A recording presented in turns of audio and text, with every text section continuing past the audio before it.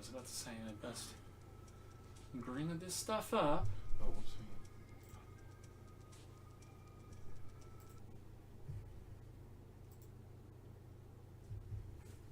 Is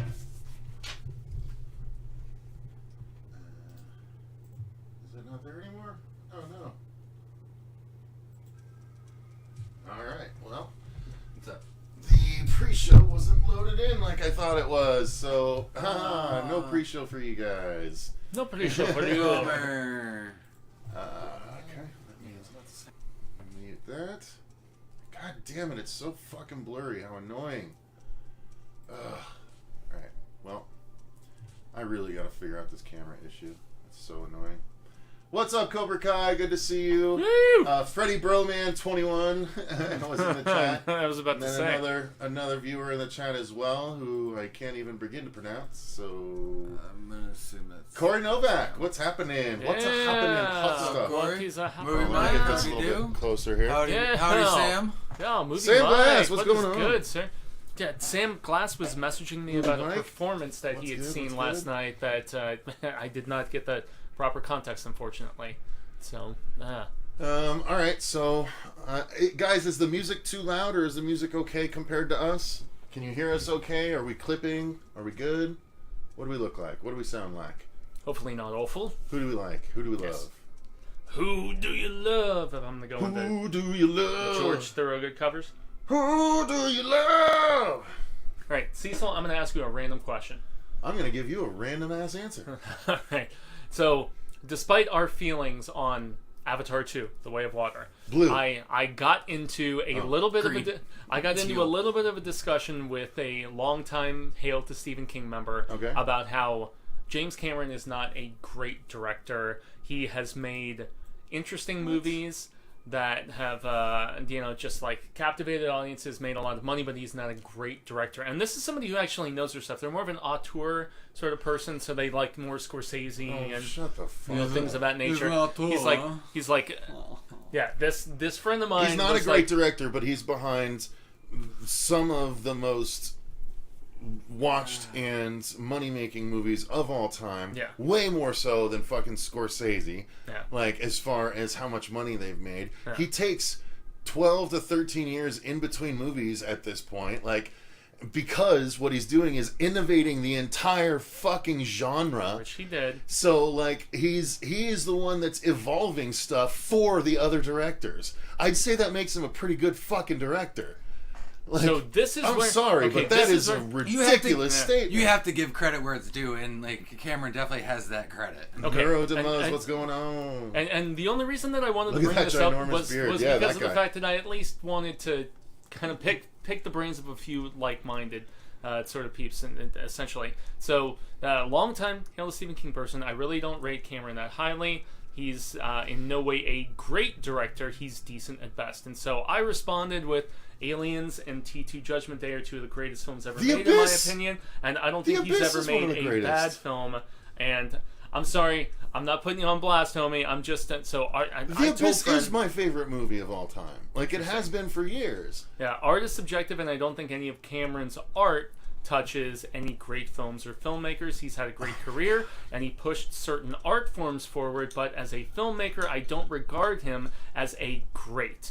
I love Aliens and Terminator 2, but they both are not as good as their originals, one of which Cameron had nothing to do with, and the other he was sued over for ripping it off. I disagree about not making a bad movie because Piranha 2 was pretty bad.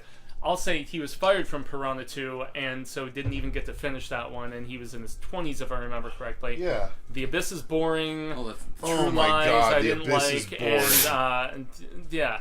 True Lies you didn't like? Now, granted, these films have their fans. An arbiter of taste. Yeah. Now, granted, these films have their fans, but so does other bad movies. Don't get me wrong. I love Aliens, The Terminator, Terminator 2, and Titanic. Thank you. We're not like heavily into news with booze, but nonetheless. These are ridiculous statements. Yeah. A friend of mine on Hail to Stephen King, the Facebook group, I was like, hey, we saw the new Avatar and it's not great, but we appreciate it a lot, and one of the greatest filmmakers finally doing something else, and I got skewered by, so yeah, I will continue to double down on the fact that James Cameron is up there with I mean, man, Spielberg's, at least as far as like the pleasing filmmaking, and even in a different pivot because of the technological approach. So yeah, I agree, Movie Mike. It is possible for both of them to be great. Like, to say that Cameron is no Scorsese, I agree, because he doesn't make the same kind of movies. In my opinion, I like Cameron way better than Scorsese. That's my opinion. It depends on the Scorsese movies. Scorsese has done some stinkers, in my opinion, just like De Palma's done some stinkers. Just me, the two directors that lead the pack for me are Cameron and Spielberg. And then, have you seen Fabelmans yet? No, not yet. Okay. Kevin Smith basically ruined the whole movie though on the Fat Man Beyond because he couldn't fucking not tell the whole story. But nonetheless, yeah, there's a story pivot in that really upsets me. Personally. Well, he didn't talk about everything, but he talked about like the very end and the last shot after meeting with the other director and how it adjusts, and I was like, the biggest thing for me is the parental dynamic and what he didn't go that much into. Okay, well, that's what I found the most riveting and yet also the most like saddening. So, but yeah, like, and then obviously Wes Craven. I absolutely love Wes Craven and what he did for the genre, for the horror genre. So, you know, it just like, I never would say that another director isn't a great director and he just makes, like, James Cameron of all people. You say James Cameron doesn't make great movies? I mean, come on. They're like, I know he's not Michael Bay, dude. No, well, but I know that, you know, box office isn't necessarily the arbiter of what's great, but it is. And it is a metric by which you can measure the amount of people that enjoyed the product. Yeah. And considering that he has allowed more people than many other directors to enjoy something more than many other movies, I would say that makes him a great director, aside from the innovations that he brings to the entire film community.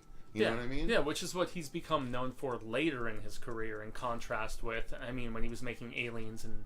I mean, I guess to a degree, The Abyss, because there was some CGI in the. It was the early. It's the earliest it was like some of the technology. Earliest, That's how he did the T-1000 in Terminator 2, is because of the steps they took in The Abyss. So I don't know. That was something. Everybody. That was something heavy on my chest, and I'm not trying to throw anyone under the bus. His art is subjective, but it. As far as like denouncing opinion as opposed to being very cordial about differing opinions, that's what frustrated me. Getting down to brass tacks is you're wrong. You're wrong. Well, at least according to our contingent. So Cameron definitely slays. To be honest, but holy shit, I did not like Avatar. That's fair. Some people didn't like Avatar, but I mean, you can't discount the rest of what he's brought to the table. Cobra Kai is definitely great in my humble opinion. Wences didn't like Avatar 1, so he's refusing to see Avatar 2, but he understands the power behind T2 and Titanic, and so I mean Avatar is very much a theatrical experience, and so for anybody who they're like, I didn't see Avatar until it came on home release and I streamed it somewhere or I watched it on DVD or whatever, because I don't even think streaming was a thing in 2009, right? Was it? Which one? Streaming was not as much. Was like streaming. It was Netflix was around, it was but like I think Netflix was that's still right. more. Netflix was, but Netflix was still mostly DVD in the infancy mailing at that time, which I still get, by the way. Which, I was watching Yellow Submarine the other day, and goddamn, is that so much of a tripped out acid nastiness? Anyway, all right, so Movie Mike strikes me as the same sort of nonsense that Stephen King gets, because he's popular and mainstream. He can't be good to the snob crowd. Again, I agree with you. Spielberg gets it too. Good direction equals, can you tell me a great story? If not, get the fuck out of here. Yeah, amen, Sam. That's the biggest thing, man. Agreed. No, that's agreed. Because like the director, some people. I mean, how could you say that he's not a great director when literally every decision is meant to run through the director and like at any point the director has to be able to answer any question regarding any aspect of the film in order to make sure the film continues to run smoothly behind the scenes. Everything comes down to the director, especially if it's a writer director. You know what I mean?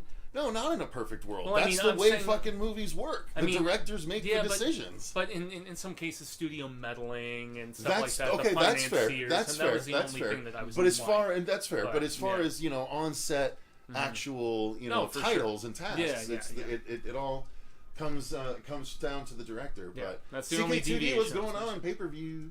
Yeah. What's pay-per-view? What are we? What I still remember pay-per-view was either for World Wrestling Oh, or streaming. for He's naked, streaming was pay-per-view. Pay-per-view, yeah. That's true. When you had to call in and order the movie. No, you know what? I think I might. Yeah, because CK2D. actually- So pay-per-views were originally live, but eventually, And that was back once in the 80s and once 90s. TiVo, right? Once Oh, yeah, TiVo yeah, came yeah. along, then it kind of became streaming. Because you could tape something and then Yeah. just watch it whenever you wanted a little bit. Yeah. What I up, still- Travis? What up, Dirt Road Devil? Good to see you Yeah. guys. Hello, What's hello, up? hello. Even terrible directors. Yeah, even terrible directors. Like, that's the thing. If a movie's really bad, you can blame the director. Sometimes you can say the problem started at the script, especially if the director didn't write the movie. And there's only so much you can do to a turd as far as polishing goes, right? But most directors in Hollywood would not choose to work on a film they didn't think they could get to work in some way, shape, or form. So anyway, I guess it's time we should get to the news. Yeah, I was about to say, sorry, I just had that inquiry and, pivot. Hey, it's not a live stream if we don't have a rant here and there. Yeah, It's not really a rant. Well, It's you a know. little, if we don't have a derailment. of Yeah. some kind. Same. Off-cuff discussion. So. Okay, cool. So, I want to keep an eye on the viewership. All right, so, Boom diggity.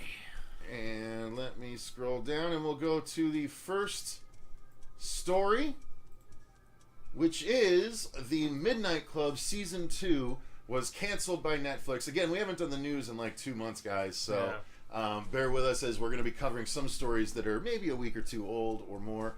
But we still want to give our thoughts on them. So, the Midnight Club Season 2 canceled at Netflix as Mike Flanagan moves over to Amazon Studios.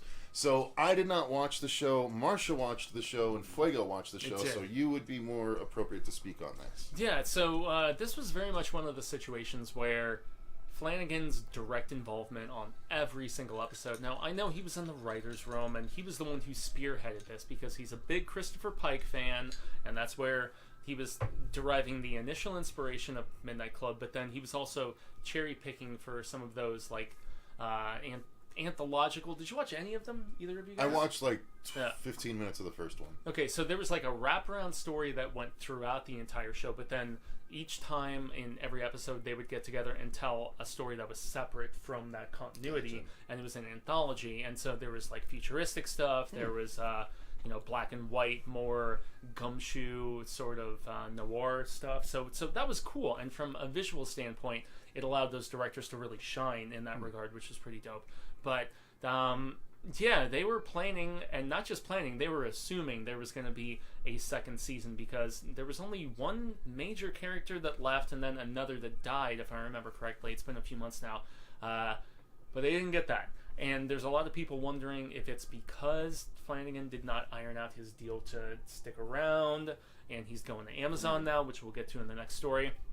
But, yeah, Flanagan, so disappointed as he was about this development, that he actually went to Tumblr and gave his whole basic synopsis that they have together for the writer's room for what was going to happen in season 2, and like down to each character, if they were going to live or die or what the hell was going to go down, and even certain characters who were kind of teased in the first season, including Heather, which was interesting, what they did with her, even more so when you find out the reveal, which was cool. And so yeah, I'm sad that I didn't see it, and as Marcia and I even talked at one point, since we're the ones on the show who watched it, I would have liked this show a lot more had they been able to like see their full vision, so to speak. Fair enough. Yeah.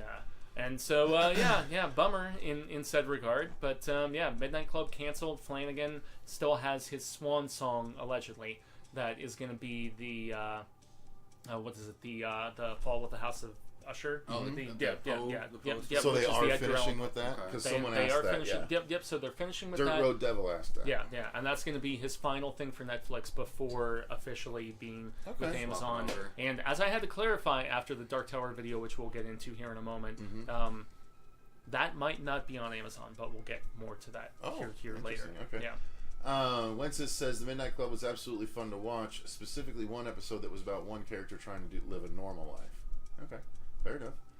Dirt Road says, I enjoyed the Midnight Club as well. Emily Edlund, I made it. Yay. Oh, glad to see you, Emily. Hey, what's Motorcycle US, good to see you as well. Do you think Netflix canceled it simply in retaliation? No, it's because he's not going to be there to work on it, Yeah. right? Yeah, and I mean, a lot of people are also theorizing with everything going on with Henry Cavill. They're like, you know, did he leave for Superman ultimately to be canceled, and then why wouldn't he go back to The Witcher, which is another Netflix property? No, he left. That's such a misconception, and that's why I'm asking to clarify for everybody. Yeah, no, that's such a misconception because Cavill left The Witcher because the showrunners no longer cared about the lore. It was creative differences, right? They wanted to tell original stories rather than continue telling the lore from the books and the established universe, and he didn't want to do that. So he left. Yeah, isn't that how a lot of these stories seem to be? Like, I mean, everybody wants to forward. Everyone just wants to negative clickbait. You know, it's they're just like, ooh, look at this terrible thing, and everyone clicks on it. Well, and no, even they don't like tell the whole story. Yeah, I mean, even everybody wants to like tell their own stories within the confines and like the lore of these other things as opposed to adapting. You know, so. Okay, so let's see. Travis said, I hope everyone's having a good day. God bless. Thank you, Travis. We hope you are too. Amen, man. Dirt Road Devil, I'm a huge Mike Flanagan fan. We're all huge Mike Flanagan fans here. Yeah. Flan fans. Wences also said, no. Wait, hang on. Let me do this right. Do it. No!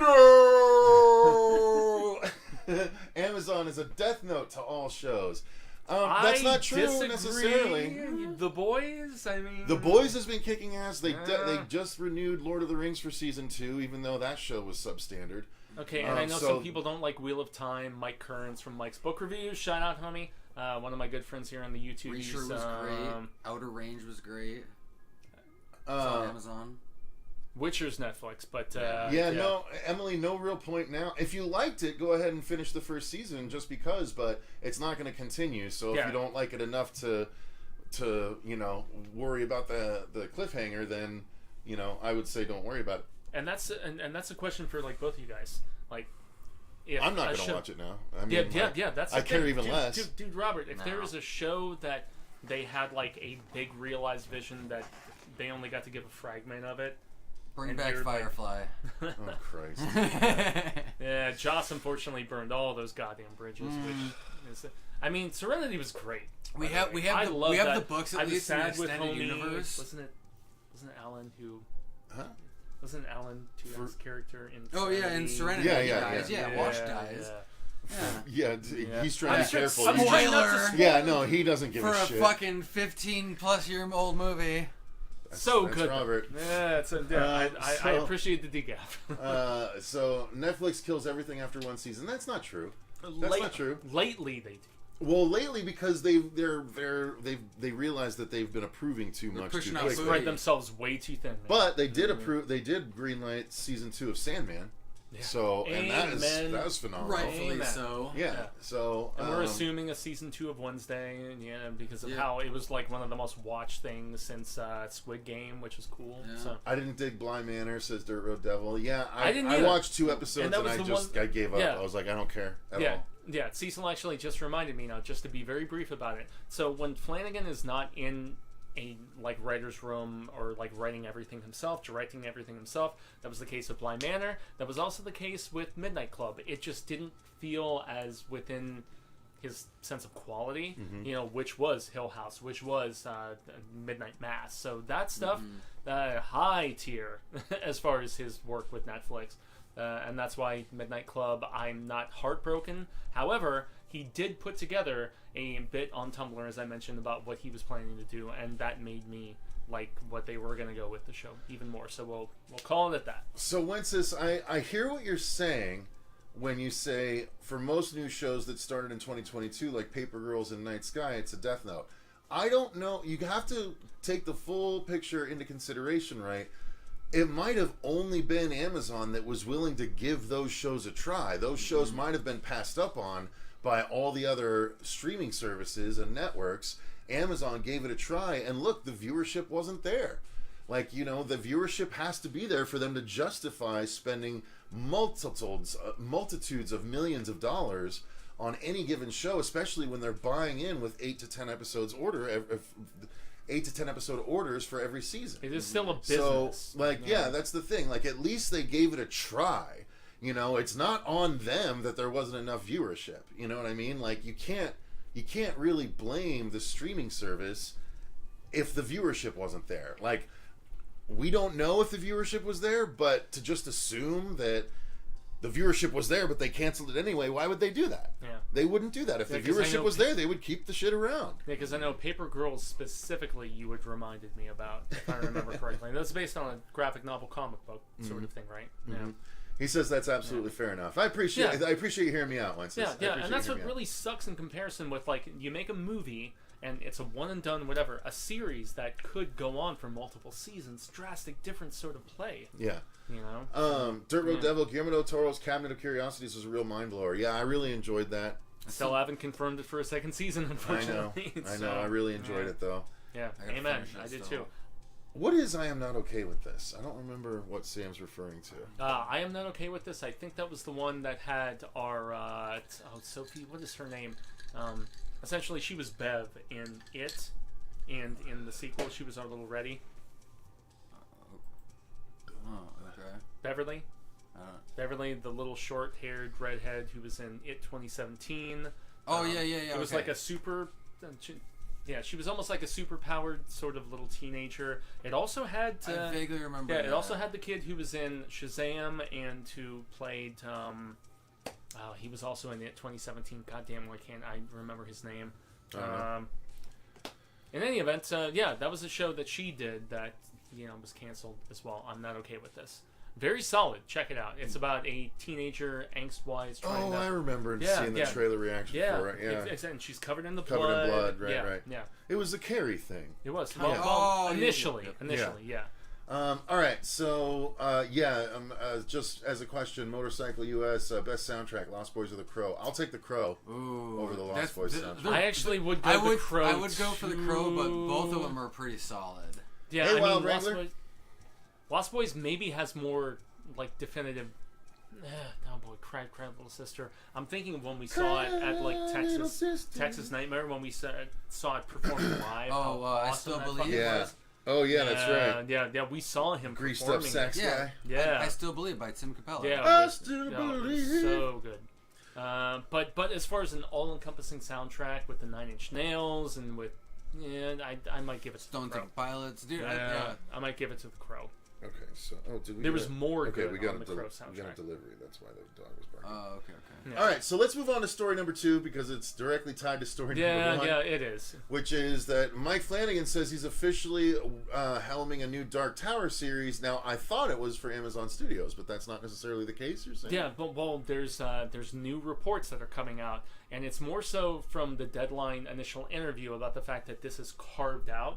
Is the term that he used from his initial deal. And he had obtained the rights before he signed this new first look deal.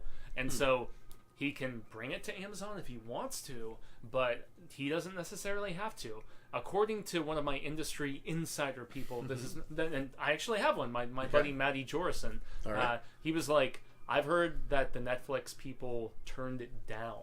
Damn. And so he is, in fact, shopping it around. Wow. Get it to HBO. Yeah. No wonder he's pissed at Netflix, too. Oh, yeah, exactly. Might have something to do with his departure. And that so would that's be an expensive show for them to greenlight. Very expensive. And another thing where, the Deadline interview, if you guys have checked it out, any viewers here, they asked, they're like, okay, Amazon has interest in this IP if they actually did a pilot previously, which they did, which I still haven't fucking seen, which drives me crazy. But so they have interest in the IP. Give me the Tremors pilot. Yeah. Let me watch that. That's another white whale sort of situation man. where the fact that we haven't been able to track down somebody to see that. But a week ago, where I was just over the moon for this, now I'm starting to wonder if this may in turn become more of a revival situation, because remember, he was going to adapt a Revival about 2.5 years ago, and then I forgot about that. And then he couldn't find the funding. That would have been his scripts were turned down, and so on and so forth. So if this was directly linked with Amazon and all of the stuff he's supposed to be developing with them, I would actually think that has a higher likelihood of transpiring. Now I'm not Now I'm not so sure. All right. Dirt Road So, Devil, nice name drop on Rocky Erickson. Not very many people know about him. All right, so I will say that Fuego did a whole video about this, so if you want, check out that Hail to Stephen King from last week. But I wanted to give my thoughts, which are if they actually do this and if Flanagan helms it, I will be way more interested to watch it than I would have if anyone else was helming it, because I really do like Flanagan's work. I have since Absentia, which, I'm a bit of a Flanagan hipster on that because that was one of his earliest movies, and not many people have even seen it. So he filmed it here too. Yeah, filmed it here locally with Doug Jones as well. Yep, so, and one of the first season episodes of the show. Oh, yeah. So the review, he means. So I am very excited about the prospect. I was under the impression Amazon was doing it though, so if it's less for sure, that is a bit of a bummer. Yeah. But if it happens, I'll be very excited about it. Yeah, it was totally one of those situations where everybody was running, myself included, and we're talking the big, sort of outlets with the fact that he is writing a pilot, everything is going down, he's obtained the rights, so on and so forth, and the temperance is starting to set in where we're wondering. Movie Mike says, I'm not going to allow myself to get excited about Dark Tower. Been burned by this one before. Amen. I still remember when Cecil and I in 2017, and Cecil even said, he's like, well, so much for the Dark Tower. Well, that's the thing though too. It's like to try to put that book into a movie was fucking. It's impossible without making it as shitty as it had became. So this definitely has a better prospect with it being a TV series, and obviously, like we were saying, with Flanagan behind it, I have a little bit more faith in the property being faithful. Corey Novak with a bit of a hot take. Dark Tower is my favorite series ever, but I don't think it has mainstream pull. And that's been the biggest challenge, unfortunately. All right. Yeah. All right, well, that is story number 2. Let's move on to story number 3. So that is going to be that apparently James Wan and Jason Blum are in talks to possibly merge Blumhouse and Atomic Monster Studios. Yeah, and make one massive horror Transformer. What's the? I don't know. What's I don't know. Chismoglobins. If you've seen docking videos, that's gonna Jesus Christ! Oh, God, I was trying to say whatever the Zol. Look, everybody! Look! We're docking. We're docking, everybody. Jesus Christ! But I mean, based on the amount of time they've worked together, it makes a ton of sense in said regard. And Juan, he makes some really good movies. So I'm not super on the hate train of the whole thing. I have some good prospects of what they could produce. I'm just not a big fan of Jason Blum. I'm not a big fan of his decisions sometimes, but I can't deny what his studio's been able to bring to life, as horror movies, Yeah, and I mean, especially as far as acquiring like big time IPs and stuff, and between Michael Myers' Halloween and trying his damnedest to kind of thwart Cecil's, DNN sort of bits, and he has said that he wants to make another Freddy movie and lure others back and all this crap. And go fuck yourself. I mean, where is it? Where's your script, homie? Like, where is anything? He doesn't care about that. He just wants the stuff under his fucking umbrella. Yeah, that's all. He's just a fucking greedy IP.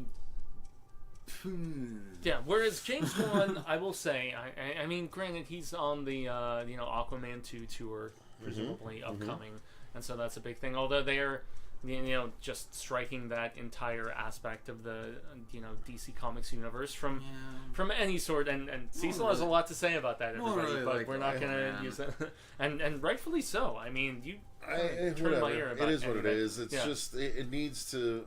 They need to fix it. They need to fix it, and you can't keep pieces of the old universe if you're trying to relaunch everything.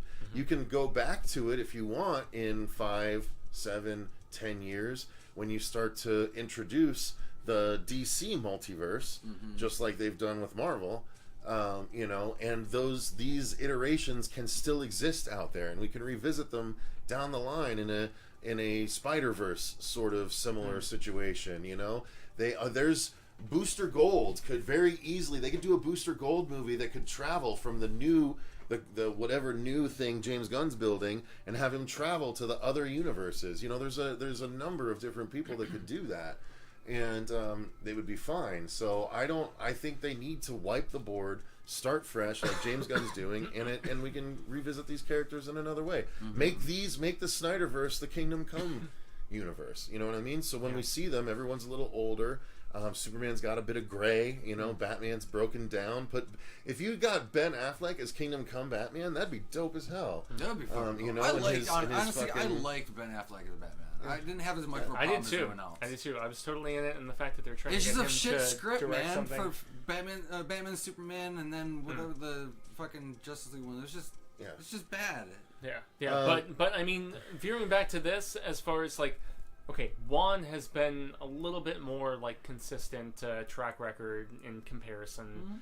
I can understand why they are pooling their sort of stuff together because of the fact that, you know, the Blum Studios, Blum has distributed a lot of Juan films through Atomic Monster, so it makes sense that they would just, you know, complete their sort of docking, corresponding, you know, whatever it is. But I think Motorcycle US says, should they dip into DC's horror characters? I think they naturally will, because I think James Gunn has mentioned that he has an interest in doing the Justice League Dark stuff that they've been sort of thinking about doing, which would be John Constantine and Swamp Thing and Zatanna and that'd be cool. Like the Dead Man, you know, Etrigan, the darker. I always mess up his name. Etrigan the Demon. Yeah, the Demon. That'd be cool. Doing the rhyme scheme. Oh, Mask of the Phantasm live Batman movie. That'd be awesome. Except now with Kevin Conroy gone, it'd be a bummer. Although he obviously would have been too old to play Batman anyway. But yeah. Although you do hear that. Did hear. Thank you. Neil. Yeah, he's got one more performance in the upcoming game. Yeah. No, live action. No, man. The thing I was going to ask you about is that after the Flash bit, you know, they were developing that Batman Beyond Michael Keaton, which they scrapped now. It would have been cool, but all the upheaval with Discovery and with, you know, Warner Brothers and everything. Fine. Yeah. I mean, I would have loved to have seen. I wanted Keaton back. It would have been cool. Wayne, dude. That would have been cool. Well, they had this big thing with Batgirl and with all this stuff. Well, and the Batgirl movie was never going to see the light of day. At this point. No, well, not anymore. It was, but they canceled it for tax purposes. Yeah, and so now it seems like whereas they were gonna do like Keaton for tons of projects, now they're just gonna contain it to Flash, and because he was probably in too much of the movie. Is what I'm assuming. I don't know why I still don't know why they're even pushing forward with Flash at all. Ezra. It would have been a good way to The Flash is how they could relaunch the universe, but Ezra Miller's terrible. So don't do that. Like, just do Crisis and kill this entire universe. All right, so let's kind of get back on track here. Yeah, indeed. Hope James Wan does Spawn. That would be cool, but James Wan's beyond Spawn at this point. Yeah, I mean, Todd is still apparently claiming he's doing it, and Jamie Foxx still attached. So, for those inquiring, I'm not. Tom McFarlane's never going to see it's no longer going to happen until it's like dead and gone. Carl O'Connor, with the backlog of comics and characters, DC should be rocking it, but unfortunately they're not. Yeah, because they didn't have, you know, a Kevin Feige-like figure with the vision that Feige had. You know, it's a bummer, but it's absolutely the way of it, and that's the big hope with this new regime, that's what the big hope is. Yeah, and I'm fine with the regime personally. Ghost Pirate Entertainment, what up, Kanan? Good to see you. I know you said hello earlier. They already working together on Megan. Oh, okay. So Megan is Juan and Blumhouse. It's their first like collaborative sort of development and release sort of thing. So. As much as it sucks losing DC characters now, we'll only fix the universe and make it fit and make sense. I really believe Gunn will be looked at as the savior in a few years. I agree. He very much could. Like, he obviously understands characters. He understands heart. Not everything is going to be silly and crazy. Like, not everything is going to have his Guardians of the Galaxy flair. Yes, Suicide Squad did, but look at how great that movie ended up being because of that, and because it was the right group of characters to do that to. He's not going to make every DC movie like that. Even if he writes, like, people are like, I don't want him to make Superman like the Guardians of the Galaxy, and it's like, he's not gonna. Like, he's smart enough to know. Plus, Have you ever watched Super? Have you ever watched some of his other crazy, heavy movies that are just really well-made movies? Yeah. Like, yeah, Super with Rain was really... It's tough to watch, actually. Kevin Bacon is the villain, and yeah, it's kind of a rough movie at times. Wasn't... oh, goodness. Aerosmith's daughter in that? Liv Tyler's in that, too? Yeah. It's been a minute since I've watched it, but... Let's see. Norrin Rad 82. Reboot it all. Look at Norrin Rad. That's Silver Surfer, if you guys didn't know. Yeah, reboot it all. Spawn is tied to Blumhouse. Juan killed it with Aquaman. Spawn is tied to Blumhouse. He could You're right do about Spawn. those. I think he could do Spawn too. I just don't know if he would do Spawn. That's my point. Let's see. If we're gonna do a live action Batman related anything, it should be a live action Batman Beyond Revenge of the Joker. No, because that takes a bunch of Batman Beyond lore to get to, or to get through before you can even get there. Hello, everyone. Sending you good vibes from Winnipeg. What up, Corey? Woo! A Canadian brethren. Good to see you. Eddie D. Feige's vision all but lost nowadays. I mean, Feige's vision was really up through Endgame, and then he's like, and everybody now what? Yeah, he's like, I don't have anything. Yeah, for real. And I didn't think it was going this far. And that's why a lot of people are why does he need to scrap? So why doesn't Peacemaker will stop after season 2, but people are even wondering if they'll do season 2 at this point. Well, that's if they haven't shot it yet, then they probably won't. But I don't know. We'll see. But yeah, they won't. If they do it, they can't go beyond season 2 because I mean, if they're gonna wipe the board, they're gonna wipe the board. But okay, so what about the reports from comicbook.com recently? We're veering from horror news, but The Rock unfollowed like Black Adam, and the WB Studios and all that bullshit. So that's often like that silly sort of social media stuff is indicative about. Like the bridges are burned and it's done. Seems like it. I mean, it just dropped on HBO Max, and he hasn't said word one about it on any of his social media. So, but that's okay. Like, it is what it is. There's articles saying, the whole thing is The Rock's fault. It was his failed bid to control a portion of the DC universe, and all. It's like, Jesus, guys, you're so sensationalizing things. You have no clue what actually is the case. Click. Yeah, exactly. Click. But anyway. I'm excited for a brand new reboot. I think we need it. I didn't like the way Superman was done from the very beginning with Snyder. I loved it. It was absolutely a mischaracterization. Yeah. Absolutely a mischaracterization. Fuck that and fuck you. I've read a fuck ton less comics of Superman than Cecil. Yeah. And so for that reason, as a more mainstream, like, hey, Death of Superman, whatever person, I loved it. But it was such a bad fucking version of Death of Superman. I loved it. Yeah, it was an amalgamation of. No, it was a bad version. I was very surprised they brought Doomsday in. In movie 2. Dude, like, what the fuck?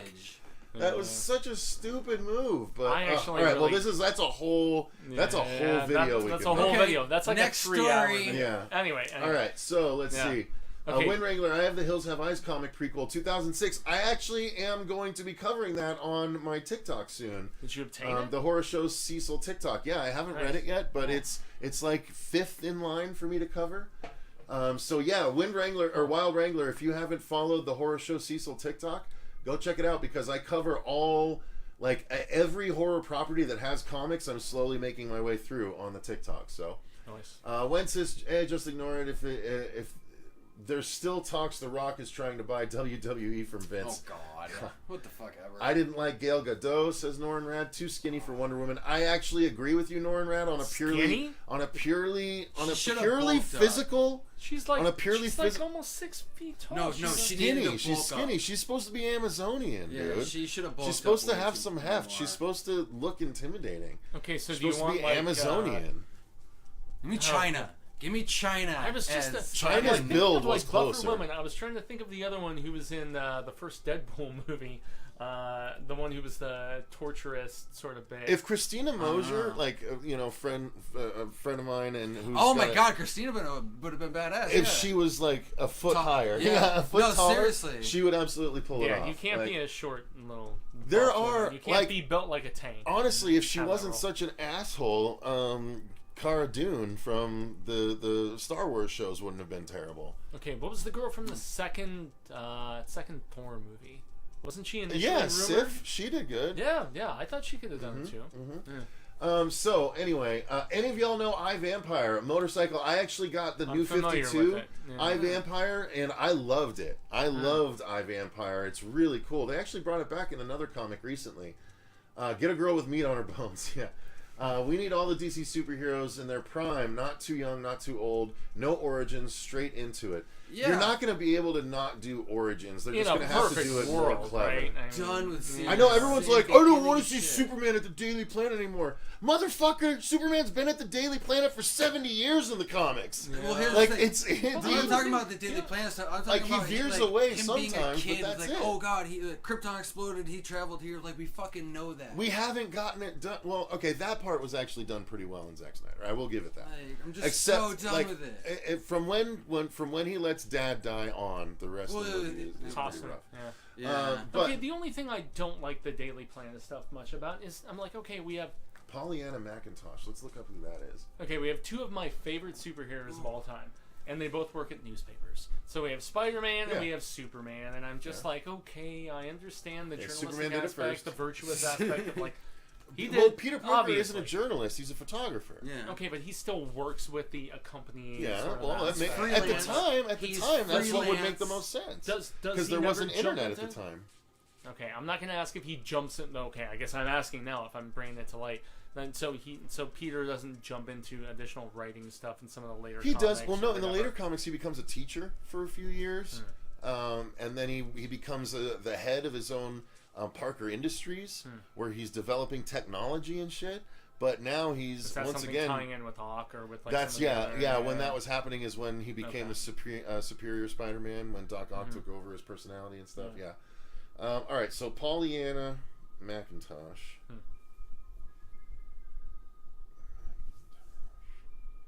Actress. She's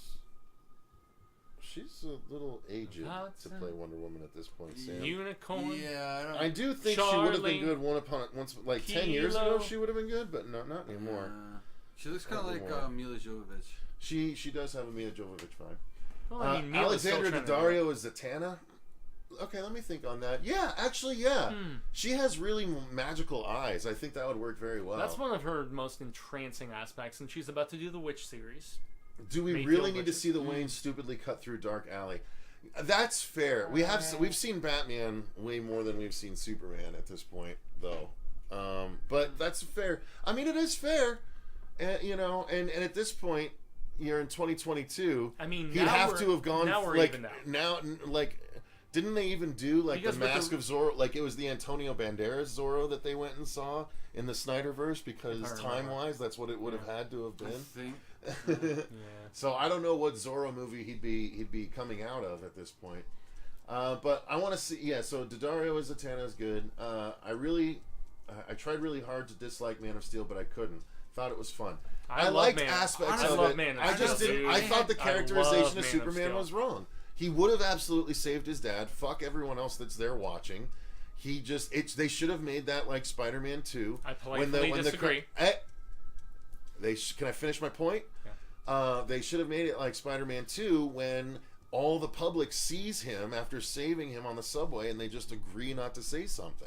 It should have been something along those lines because there's no way he would have just let Pa die in front of him.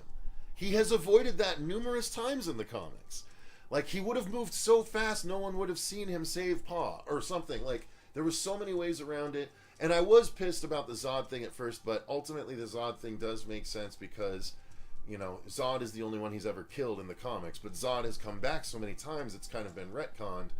And Superman always finds another way. And but also Michael Shannon he hardly ever fucking smiled. Like, they need to make a fucking Superman. Like, they never made Cavill truly Superman to me because he was never like there was one or two shots in all the movies where he was like smiling statement? Not under like Atlas holding the world on his shoulders situation. So I mean arguably the only time he ever really smiled was when he was like in a run with Flash in the reshoots, right? Yeah. Which is what's crazy about it. So So, all right, I want to see Damian. Yeah, Damian Wayne would be fun to see at this point. Yeah, but which we still haven't. I feel like we would need a number of movies before we could get to Damian because he has to get together with Talia al Ghul, and we can't introduce Talia until we introduce Reyes again. They tried to introduce her, and they hit it. And then they killed her in film. fucking. Yeah. Oh my god. Yeah. I really hated Batman. Batman Rises or whatever the fuck it was called. Dark Knight Rising. I can't stand that movie. Anyway. Titans has done the multiple Robin thing though, and that needs to go into the cinematic universe with the whole Joker thing, unless it's teased in Batman vs. I still think the only way you can do the multiple Robin thing with context is with a series, like comics or a television series, seasons of a series in comparison. We really you can't do multiple Robins in a movie. I mean, shit, dude. Would you have like both, Jason and like you can't do it in the film anyway. Yeah. So, all right, let's move on to the next story. Yeah. Which we completely derailed. Yeah, which is fine. And this is actually the story that I'm gonna, toss off to Cecil more so than anything because of the fact that toss off in my face. He's gonna toss it. But the biggest thing is that this announcement was kind of a shocker for a lot of people because the rights debate and court proceedings continue with particulars of this property. And the fact that it's going to be a Peacock television series, a lot of people are like, how many different things can be covered? Can you use a hockey mask? Can you actually even mention Jason, Mother, whatever? But Brian Fuller, if I remember correctly, because I had my notes here and I hadn't even brought them up yet, but I was excited to talk about this. So a television series that is going to explore backstory about this property. But I kind of feel like we've explored backstory about this property previously, and so are we going to have a kid killing people? Are we going to have early mother killing people? Where can we go with this? Is what I really am curious about. Robert, what do you think, man? I'm still trying to keep an open mind because again, I'm not really sure how they would actually take the Crystal Lake story. If it's going to be pre-Jason, and is it supposed to be pre-mom? Have they even really talked about that? They haven't solidified any details. So I don't know. They said everything's on the table. Yeah, they can play with Jason. They can play with. They can pull from anything. They can play with everyone. So again, I'm still keeping an open mind and everything. I'm not holding it in too high of regards. I would say at the moment, just because I don't want to go in there with too high expectations and be like, oh well, this was garbage. So. Well, unlike the anthology series they did before, where Freddy, for Freddy's Nightmares, he popped up in some of the episodes. Did they have Jason in the Friday series? I don't think they did. No, I don't think so. Yeah. No, that was just a straight anthology show. Yeah, straight anthology with the name brand, so to speak. So. So it's going to be through A24. So it's going to. Oh, that makes my hope a little higher. Yeah, you didn't know that? Yeah. Yeah, I forgot about that. No, it's being done through A24, so they're willing to take the time to make it atmospheric and stuff the way most A24 stuff is. But yeah, it's because it's a series, they're able to do it because it's the movie rights that are hung up in the custody battle, so to speak. But Fuller, originally everyone thought it had to be a Pamela Voorhees story, but he said no, everything's on the table because we're not caught up in the rights, because it's TV, it's not a film. Yeah. So they can literally do anything, and I mean, it would be very easy for them to just have keep it in or do it in the future, or now, so to speak, when Jason's out there, and then just do flashbacks to kind of his past and his what happened with his mom and things like that, and you do the flashbacks showing his mom slowly going crazy and becoming the slasher while he is the slasher nowadays, and have the things kind of parallel. That'd be kind of interesting. There's a lot of different ways you could do it. That's just one spinning off the top of my head. So I think it could be very interesting. I think the Pamela story, there's something. I mean, she's a complete nut bar, and that's slow. The thing is, that slow devolution is very similar to what I feel like, or what I hear they did in Bates Motel. I haven't watched it either. Right, with Norman Bates' mom. So I feel like they could do something very similar to Bates Motel with this series, without having seen it. So I don't know. I'm very interested to see it, and I know perhaps a thing or two about it that I cannot discuss. Oh, so that's what's transpiring. All right. Cool. I'm not saying why or how, but yeah, I might have a little bit of extra knowledge about this that I am not permitted to share. So, let's see. We haven't talked about it, no? Yeah. So, yeah, Motorcycle US sends a $5 super chat. Sings, which is the way that's clear? Where do we go from here via the Friday the 13th series? Yeah. Let's It was see. supposed to be sung. I don't know. Which is the way that's clear? I don't know. Where do we go from here? What is the song? What song is that from? Is that am I supposed I to know think that song? I'm assuming that he's saying it's from the TV series, the Friday the 13th. Maybe Oh, I okay. think it's Song from that was something featured on else, there. maybe. Jason's I don't know. dad. Yeah, I mean they could bring. I think his name is Elias. They could bring him in, although he was never. Well, I mean, yeah, that could be part of the story. Maybe that's part of what sends Pamela down the path that she goes down. Mm-hmm. Brian Fuller did Hannibal. Yes, Dr. Death. That show was pretty good. I loved the Hannibal show. So I have actually cautious optimism about this as well. Especially considering another aspect that I know about. So I agree, Movie Mike. Movie Mike, it could be an interesting concept for a series, but going to keep my powder dry until information comes out, until more information comes out. Yeah, rightfully Lots of ways so. to make a mess out of it. Yep, Rightfully that's fair. so. Yeah, they could go both ways. Okay. All right, so let's move on to the next story, which is story number 5 that says Blumhouse's Five Nights at Freddy's movie casts actors Matthew Lillard and Josh Hutcherson. So this is a very interesting thing, and it's funny because Robert said what he thought Lillard might be, and it like almost offended me when I heard it. Yeah, he got super fucking butthurt. I was about to say, I'm like, who I the haven't heck even did played you say that? the games. I'm like, how the fuck should I Don't know? speak of things I'm of which just you making, don't know. I'm played just them making either. a guess. I haven't played them either. No, he so. said Matthew Lillard's supposed to play the main character. I wonder if he's going to be playing the main character. Jesus Christ. You said, I heard he's supposed to be playing the main character. And I said, that I don't think I wouldn't said make I sense. heard. I don't think know. you did, though. Okay, but so is he like? I mean, because Josh, no one knows. They just say he's been cast. But the main character is a lineless in the game. He is a dialogueless. He's a silent protagonist that all he does is hit buttons to close doors to not get killed by the animatronics. Holy shit! So the Nick Cage movie was very much like everything because he never even talked in that movie. No, yeah, well, yeah, but I mean, it's the dude is in the security booth. He's there the entire game, and that's who you. Since I've never played the game, that's who you take control of, so to speak. Yeah, well, yeah. I mean, you basically it's a POV. You don't see your hands or anything. You just click the things that you need to click to avoid the animatronics getting to you. And you're so that's the assuming thing. That guy. You have no. He was assuming that guy.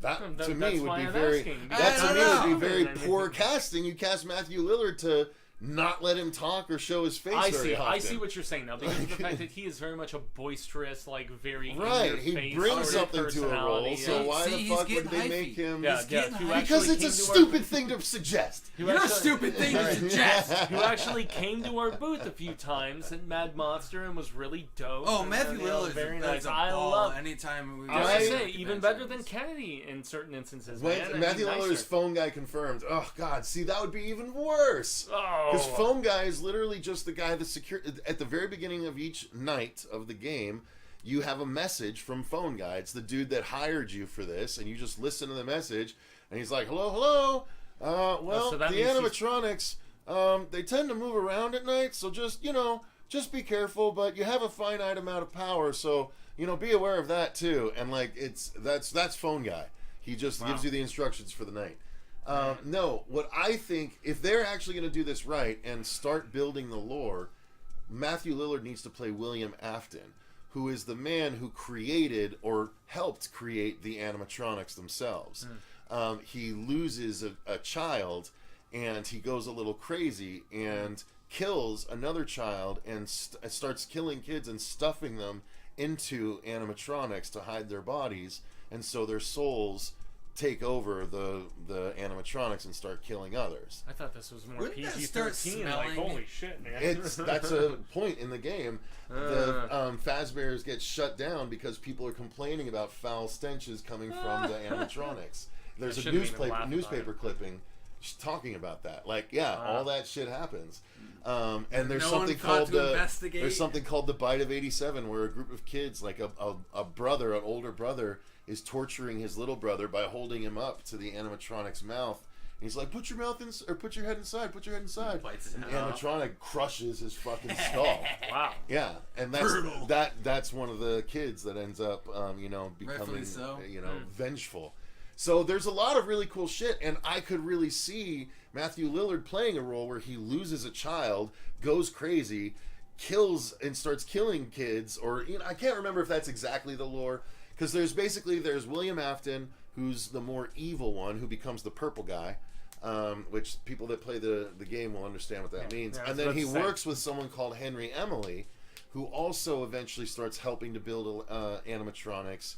And at some point, Afton kills Emily's child with one of his animatronics, and so they are at war at some point, like by the fourth game. So it's really cool. It's really cool lore. I was about to say deeper lore than I was anticipating. Yeah, someone put out an entire timeline lore explanation for FNAF like 6 months ago. And they even abbreviated it. Yeah, it's got something like 8 million views, and it's like 2.5 hours long. It's insane for you. So yeah, it's my first time hearing you say FNAF. Yeah, I'm just like, God. So when you hear anyone saying FNAF, that's what they're talking about. Interesting. I've never played the game, and Cecil's explanation is not making me want to. If you want, there are 4 really old Let's Plays on the channel where I did a Let's Play of the first Five Nights at Freddy's, and then I did a drunken Let's Play, I think, of the second 2 Five Nights, or 2 and 3. I have to run to the banyo. Sure. Well, while he's running to the banyo, I might as well pull up that and show it to you guys. What do you think? What's up, Evil Alex? How you doing, dude? I'll show you guys what Five Nights at Freddy's looks like. How's that sound?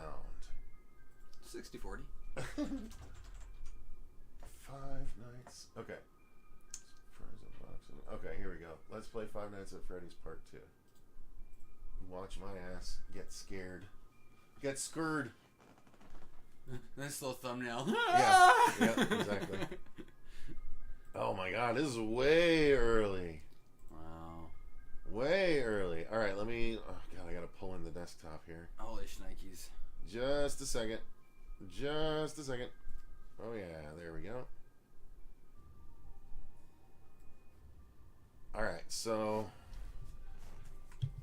Let's take a look at it real quick, just so you guys see. Yeah, that's the thumbnail right there. Then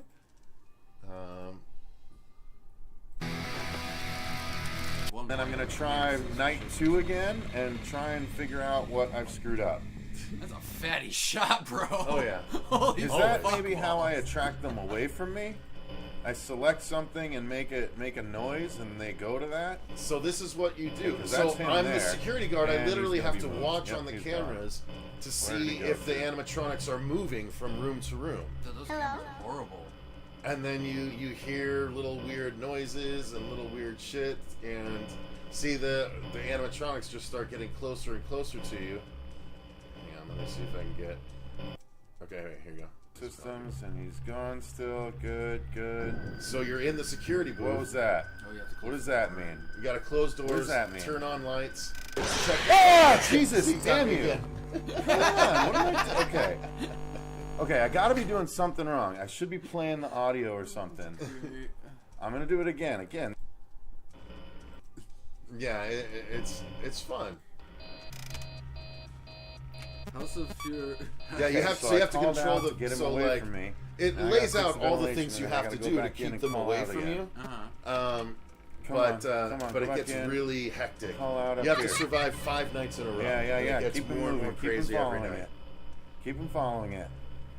See, yeah, there's a lot of, and there's lore hidden in every game. There's mini games that you can access depending on what you do. Follow it. Not really in the first 2 games. Stay away from me. Just stay away from me. Evil Alex just asked, isn't there a 3D game now? Follow the voice. Yes, you can do FNAF VR. Come on, jump in. Yes. Oh, shit, he's right there. Ah! It was the little boy. Oh, it was just a ghost. Oh, it was just a ghost. It was just a Real ghost. quick, we have another super chat in from. And I got to play the high. Ventilation. Fear. Oh, I got to play the high. Love to see. Fix the cross ventilation. between Fix the Teletubbies ventilation. meets Killer Clown. Also, Fix it. Would, Oh, damn it! Oh, it was so close. Actually, I don't know how close I was. Oh. No, I'm not familiar with Cold. All right, so that's But that's not what good at Five these Nights at games, Freddy's guys. looks like, you guys. I can if play you Mortal haven't seen Kombat it. very well, You've seen that, but Five Nights at Freddy's leaves a little something to be desired for me. Well, you know, it's only a certain amount All right, of time I'm gonna before try we get one an more Evil time. Barney movie. One more time here Oh, for man, night that'd be 3, and great. if not, I'm just Barney going went to crazy little and started research eating to figure out what I'm people doing and wrong. killing It felt like I did better that time, though, FNAF didn't it? Security It Breach, felt like it did to me. There was FNAF VR. I and don't then know FNAF what I can Security do Breach to came out as salvage well. myself. Security Like, Breach, there's I don't nothing think was interactive, VR. really. FNAF VR was VR. Security Breach was just a new. It was a new one where you were free roaming. Because it was an entire mall, and the creatures could Call out like for run him, after keep you. him away Oh, from fuck me. that. Yeah. So yeah, the 3D game you can walk around. That's what I'm talking. Yeah. So yes, Wences was correct about that. So. You're getting a quick taste of buckshot in that ass. Oh, we can see you guys, but hear the audio still. Oh shit. Hello. Oh, okay. Oh, Sorry. I know why. Sorry. Got it. Thank you, Wences. All right. So let's get everything back in order here. Video was loud. We couldn't hear the super chat answer. Okay. So there is there's a new game. There was FNAF VR, which was done on VR, where you could actually the animatronics needed servicing, and so you had to like push buttons in the right order at the same time to open up the mouth and reach in and grab stuff without it like disturbing the animatronic where it lunges and starts to eat you. Horrible. And then so they there, just like, put out hints given about the order that you were supposed to push them in. right. Sometimes, yeah. Like trial and error sometimes sort it of was like that. And then yes, FNAF Security Breach, says Wences, was the newest game where it's the free roaming one where you run around a Pizzaplex mall and try and do stuff. So. Okay, so it didn't have to all be at the same location for that evil presence. Like it could have spread to other spots with like possessed animatronics or whatever. Oh, Resident Evil on a boat is what Cold Fear was on PS2. Okay. Oh, I remember Cold Fear. Yeah, sorry, I was back in the bathroom. Yeah. So yeah. No, I never did play that. Carl O'Connor, Five Nights at Freddy's still playing. Yeah. Sorry, I appreciate you guys letting me know. Thank you. Stop the video, Cecil. Everyone's like, stop it. Yeah, I wasted a good portion of my YouTube life on FNAF lore. I've waited for FNAF the movie the same length that people waited between Jeepers Creepers 2 and 3. Oh, Fair enough. shit. Yeah, boy. Well, I mean, with We're all 3's disappointed payoff, on like that. that was very sad. Although I turned the video off, didn't I? You guys still hear the video? Yeah. Although I didn't mind Reborn, like a lot of people did. You don't still hear the video, do you? It's not running, is it? No, I hope you don't still hear the video. There's nothing you could be hearing it Fear from. Street. That's right. All right. Well, let's. Did you guys like the Willy's Wonderland with Nick Cage? Yeah, we did Yeah, a review yeah, on it, I dug and it, then man. I covered some of the musical selections were really fun. and then I covered the comics as well, which was an origin story. Yeah, It's all good now. It's all good now, Cecil. Okay. Okay, yeah, so was it an Tripped origin me out. story about his mysterious character or about No. just the site in general? No, it's about the animatronics and how each of them got possessed and everything. Gotcha. Cool. Video's off. You're all good. Yeah. Now everyone's like, yeah, it's off. Fuck off. Like, I don't know what. Technology hard. Yeah, exactly. All right, so let's move on to the next story then. I think we've covered the FNAF stuff pretty well at this point. Yeah.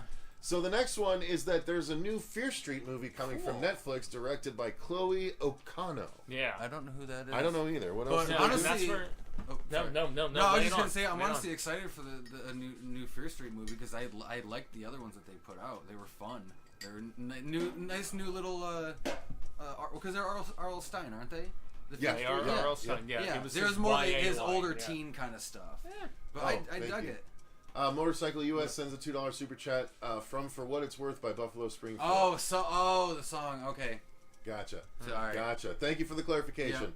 Yeah. Okay, so yeah, I mean, I enjoyed one of the Fear Street movies. Which one did you enjoy? I can't remember. Okay, because there was the one that was the 90s, there was the 80s, and then there was the one that was way back to the 1800s. Not that one. Like no, okay. The 80s. I think it was the first one that I liked. It was the third and final one. I can't remember. I like the We 80s one with the summer camp. Yeah, we did. Yeah, the 80s one with the summer camp with the killer and everything, obviously. But the first one was like ghosts or some shit. Yeah, the third one was where they went witch status. Yeah, and that was their tie around like back into the Salem first. show that had Wences, you might like it. Manson and various others. You might like it. You could watch. You could watch the first one and see if it's worth your time to move on from there. There was one really, really good kill in that the first one? Yeah. Really I was actually kind of... honestly, I'm not going to lie. I was a little bummed out that happened to the character. I'm like, that was fucking rough. Because they gave you the little bait and switch that character was going to be a little bit more prominent than I was a little bummed on that. Yeah, it was like bread the camp one was dope, says Neuro. Yeah, that was 84 or whatever. Yeah, that was the second installment. Because that was with Max from Stranger Things. Indeed. Dr. Death, they're really going to have to talk Nick Cage's Nick Cage's performance that is what he'll be remembered for in animatronic horror movies. I think he meant top. Top, yeah. I don't know. I mean, a lot of people really liked him in Pig and a lot of other movies. Yeah. Pig is... Do not talk down Pig. It was a really good movie. No, I love Pig. Yeah. So, love to see horror movies based on a bear in the Big Blue House horror made by the same people doing Cocaine Bear. Okay. Yes. So less gleeful and more serious. Oh man, in that regard. I mean, oh man, the people are like, I swear to God, people just start like going through and just ravishing like the old kids shows. Yeah, bring in like Bear in the Big Blue House. It's just he's like a meth dealer and shit. Well, I mean, now. I know you guys covered it in the trailer reaction. Check out the trailer reaction for Cocaine Bear and stuff. And said I wasn't. Oh, it looks fantastic. Yeah, dude. I mean, Felicity and like the entirety of the cast, like Ray Liotta. Yeah, so one of his last roles. Is it his last role? I think he has. Well, he has one or two other things shortly coming out. Evil Alex, haven't watched Fear Street. What's the best? Yeah, we were just talking about that. So guys, just start with the first one because it's a series. It is. So start with the first one. If you like it, continue on. Don't jump around because it won't make sense if you haven't seen it. It is a cohesive story. Yeah, very much so. So, I mean, to like Cecil's point, don't be like, oh, I want to watch the 80s version, or I want to watch and they all interlock, and they actually have flashbacks and different. The third movie is half a sequel to the first movie. Yeah, so true. It's not. There was a wraparound story with the modern characters, throughout the entirety. So you have it was to well enough yourself. done. Give it a try if you guys haven't checked it out. It's like there's definitely some really good kills in there, some gore. I will give it that. Big Bird as a serial killer. I saw that. Yeah. Nice. So just to Cecil's initial point, so Chloe Akuno, I believe her name is, so she did the VHS 99 storm drain scene, which I think was the one with Maratna, the rat. or whatever the hell it was, and so that went viral, as everybody knows. But she also did the great movie with Micah Monroe earlier this year called Watcher, which was very much like a new riff on Rear Window, but very solid, and might make its way into my tops of the year, because Robert and I were talking about tops of the year when you were upstairs doing some editing and trying to get our thoughts together. So solid hands, I think. Less of the comedic generic sort of variety. We have no idea about script potential, but it's cool they're continuing on with this, I'd say. Yep. Once it says Hail Ratma, of course. Of course. All right, so next story. Honestly, a Del Toro version of Our Real Monsters would be really fucking cool. I'm not disagreeing. That would be really neat. So next up is something I can't talk extensively about, only because I never actually played the game because it looked boring as fuck to me. But a Death Stranding movie is in the works from Kojima Productions and Hammerstone Studios. I, again, haven't played it, but I watched a lot of Let's Plays of it because I just don't care for a walking simulator. Where you have to balance packages. But there are some horror aspects to it, which is why I wanted to cover it, because it is sci-fi, and there are definitely sequences in the game that could be considered, that would be at home in a horror movie very easily. So there are like these weird oil sludge creatures that can manifest, and there's big ones that you have to fight, and you have very little weaponry to work with at first, and limited traversal options. As you move on in the game, you get easier ways to move around the landscape, but all of the gameplay is built around traversing long expanses of countryside, delivering packages. And I was about to say, that's where you're using so much additional. So you're a UPS content. driver in the future. No driving. Well, sorry, you're a UPS walker. Yeah, basically. Yeah, this is where Played by Norman Reedus. Yeah, or in my case, in my real world. A walking simulator Fuego with the real world day job. A walking simulator where you balance packages? Wow, sounds like a blast. Yeah. Right. You have to fight monsters as the crackheads on Van Buren. So Evil Alex apparently has played it. Story is great, fits well for a film. Okay, that's fair. That's fair, Evil Alex. Not so much for a game, he says. Yeah, and yes, isn't Dr. that why Death. they are turning it into a film or a series or whatever currently? You know, they just recently at the Game Expo announced that there's a sequel to this coming out, and they're going to continue the mocap. Norman Reedus is coming back. I was about to say Daryl Reedus because that's what so many remember him as at this particular point. But dude, there is driving later. Man, okay, fair enough, Alex. Yeah, I love Cigarette Burns, and I love Boondocks. Yeah, it was lame. Both of them. Even though some people don't like Boondock Saints too. Yes, Dr. Death, that is the like aspects of it. Norman Reedus game. I forgot about Cigarette Burns. That was a really good movie. John Carpenter directed that one, man. Yeah, that was one of Death Stranding was boring as fuck. Okay, fair enough. Yeah. Now, did you guys see the Grinch horror film, the mean one? No, we haven't. We were talking about it shortly before we filmed. Yep. All right, so let's see. I think we're caught. Yeah, I think we're pretty much caught up. All okay, right, so next story is another video game series that is getting one that I have very little a series adaptation. So this is exciting for me because I just finished God of War Ragnarok about a week ago, and I absolutely loved the God of War from 2018 and God of War Ragnarok. Easily the best games in the whole God of War series, but it was so interesting. Yeah, because they completely changed it. And the Ragnarok is the newest one? Yes. So God of War was originally a whole, big action platformer kind of thing for years, and for 4 games. Greek mythology, right? Correct. Roman, it was Greek mythology to start, and then they moved him to Norse mythology for the new games, and gave him a son, and it was really awesome. And the way they weaved him into the Norse lore is phenomenal. The story is phenomenal. The acting in the games were phenomenal, although they won't be able to use the same actors, of course, just like The Last of Us. But it is absolutely a wonderful story to go into. I'm very curious as to how they'll do it. My guess would be they'll start with the Norse stuff with him and his son Atreus, and they will do flashbacks to some of the craziness that he got up to in Greece. I hope.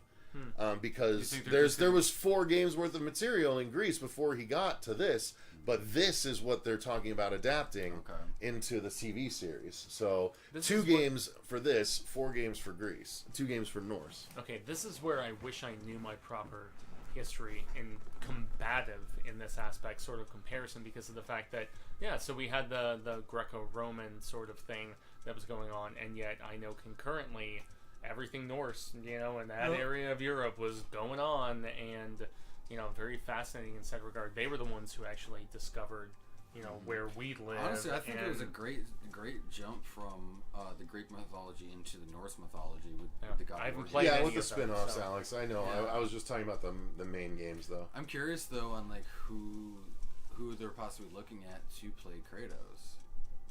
Yeah, I mean, I'm really curious because he's gonna have to be. He's gonna have to be a. Someone already put Jason Momoa and made him up as fucking. No, he might be a Lobo. So I mean, I don't know.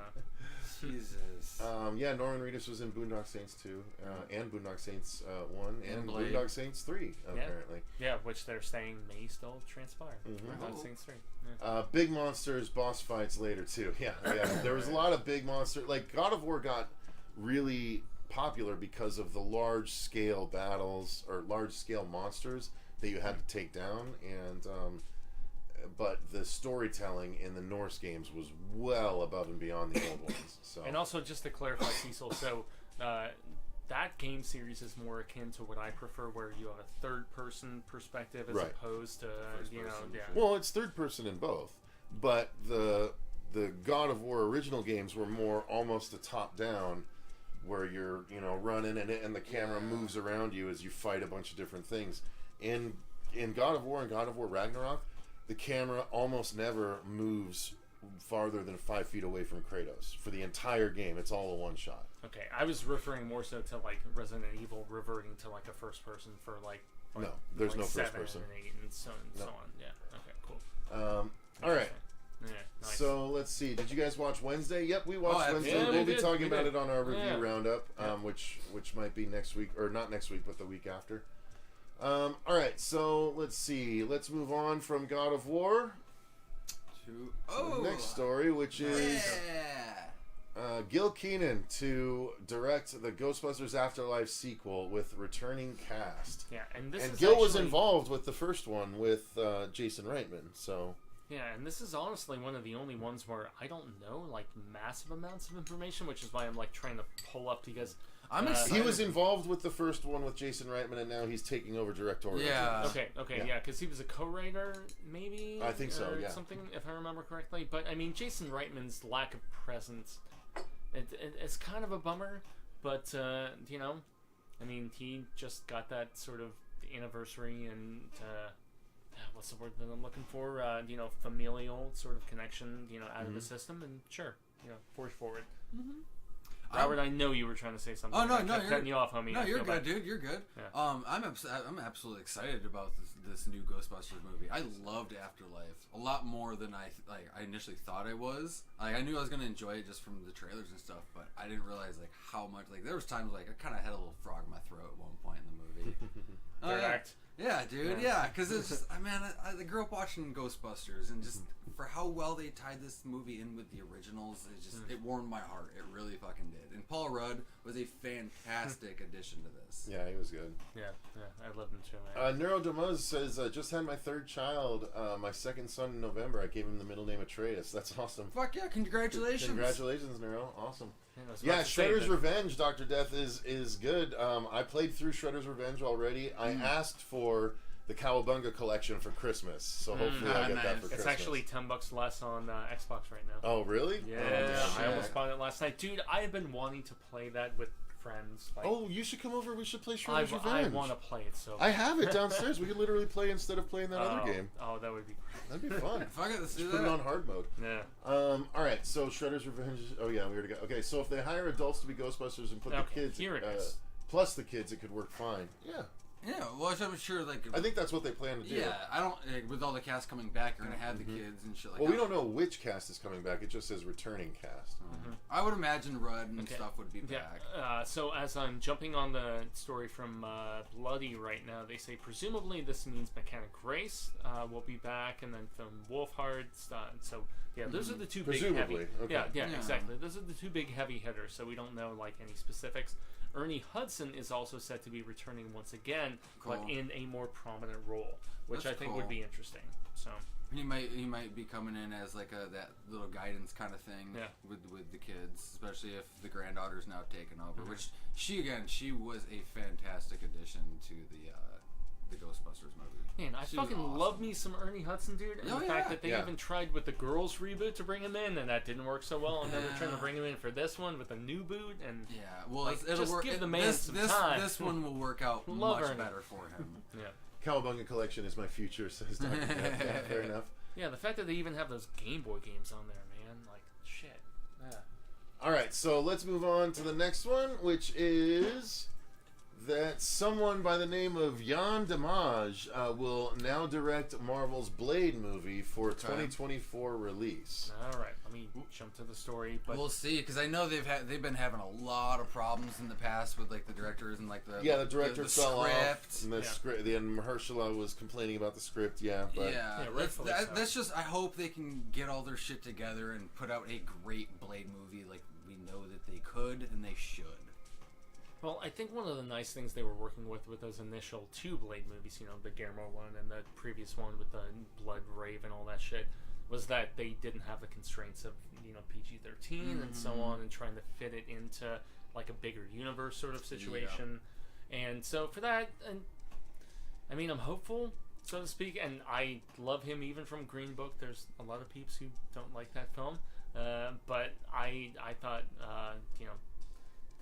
Ali was great in that. Mahershala, I was trying to recall his first name specifically. But yeah, I mean, props to him at least for being like, yo, I'm not going to be a part of a half-assed sort of reboot of this character. And so if you have to push it backwards based on that and make sure it's quality and is going to tie in properly, you know, do your thing. Agreed. Take your time. Make sure you put out a good product. Not, again, like Fuego said, not something half-assed and like you're just trying to get the money out of it.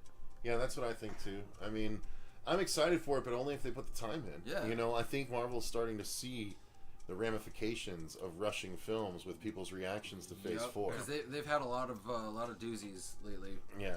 Well, so. I didn't really like Phase 4 that much. Oh, I didn't from the like TV it very much at or all. From the I movie liked two standpoint, of the movies, which was Shang-Chi and was Spider-Man considered Phase 4? I think it's like one of those half, like, okay, kind of and then that one. But I liked a couple of the series. I actually liked Hawkeye probably the most out of all the series. Oh, man, I liked it the least. Yeah. Least, have you watched She-Hulk yet? You liked it more than She-Hulk? I haven't watched She-Hulk. Okay, yeah, then shut your face. She-Hulk. Have you watched Ms. Marvel yet? No, Okay, then shut your face. Who watches Ms. Marvel? No. Look, he said he watched the Marvel shit. That's Phase 4. I thought those were no, but those were last year. They're still Phase 4. Okay, but I'm thinking of this year. Doesn't matter. They're still Phase 4, because both motherfucker. of those were 2022 shows. Like I watched all the. Ms. Marvel was 2021. Yeah. No. No, yeah. So okay, so yeah. No, Hawkeye was 2021. Sure, yeah. I haven't watched any of the 22s. You haven't watched Moon Knight either? No. What the fuck? Yeah. And you're talking. And I love Oscar Shut Isaac. your mouth. I love Oscar Isaac. Moon Knight He's like, I watched Werewolf by Night. Yeah. I did. It was great. And I've watched the Christmas special for Guardians. I watched that too. I've watched it all. Like, yeah. No. I watched You're missing Andor. 3 giant I was chunks. like, oh wait, no. No, you That's can't Star talk Wars. because you haven't wasted your time like I've wasted my time on Because those I watched shows. a couple episodes of both of those, Hey, and it's I your told fault for myself I was just continuing. like I pulled with Moon Knight and with She-Hulk for the first time where I watched 2 episodes. I was just like, fuck. I don't like either of these very much. No. Yeah, legitimately. And You didn't like Moon Knight? Why? It was so cool.